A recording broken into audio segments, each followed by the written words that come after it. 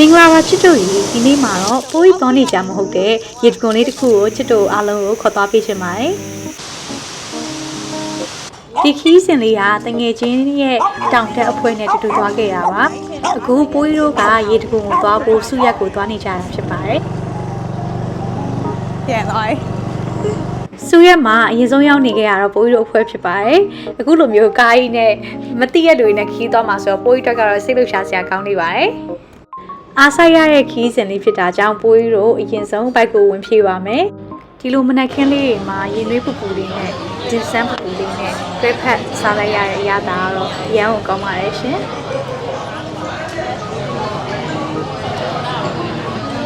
ဂျင်းဆန်းစားရင်လေပိုးရီကပစွန်ပါတဲ့ဟာပြီးရင်ဒီရင်ကြီးနဲ့ပတ်ထားတဲ့ဟာနဲ့တမ ्या ကိုအရန်ကြိုက်ပါတယ်ချစ်တို့ရောဘယ်လိုဂျင်းဆန်းလေးကိုကြိုက်ကြလဲ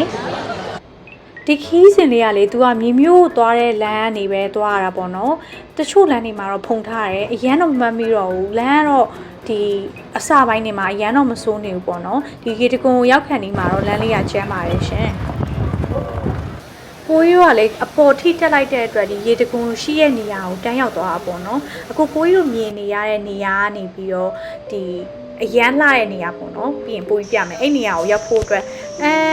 10မိနစ်လောက်တောင်မလျှောက်ရဘူးပေါ့နော်အဲ့နေရာကိုသွားတဲ့လမ်းမှာလည်းဒီရေတကွန်တွေကတော်တော်လေးကိုလှပြီးတော့တာရတယ်ပေါ့နော်ဒီခီးစဉ်ကဟို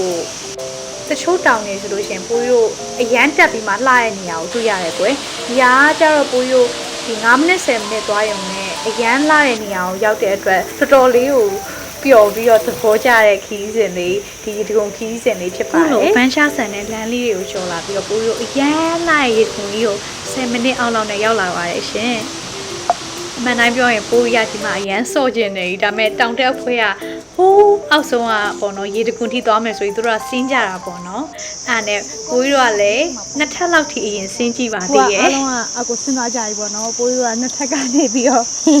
အပေါ်ပြန်တက်ကြမှာပေါ့နော်ဒါလည်းဆိုတော့အောက်ဆုံးထိမစင်းကျင်တော့လို့ပေါ့နော်ဆိုတော့အပေါ်မှာတက်ပြီးတော့ခောက်ဆဲစားမယ်ချေးမယ်ဆိုတော့ဖိုက်ခဲ့ပါအောက်ထိမစင်းတာလဲဆိုရင်ကြည့်ကြည့်လိုက်ဒီပေါ်တက်ပြမယ်နော်အရင်အတက်ရှင်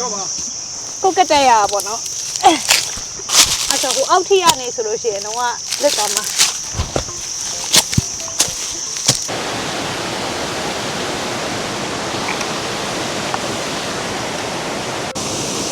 ခုလိုရေတကွန်အေးလေးမှာခောက်ဆွဲပူပူလေးစားတဲ့အခါသာတော့အခုချိန်ထိပြန်လို့ခြင်းနေပြီတော့ပါပဲဆိုတော့ဒီခီးစဉ်တစ်ခုလုံးကိုပိုးရင်းနဲ့တူတူလိုက်ခဲ့ပေးတဲ့အတွက်ချစ်တော်အားလုံးကိုကျေးဇူးပါပိုးရီတို့နောက်ထပ် vlog လေးမှာလည်းပြန်တွေ့ကြမယ်နော်ဆိုတော့အားလုံးတတား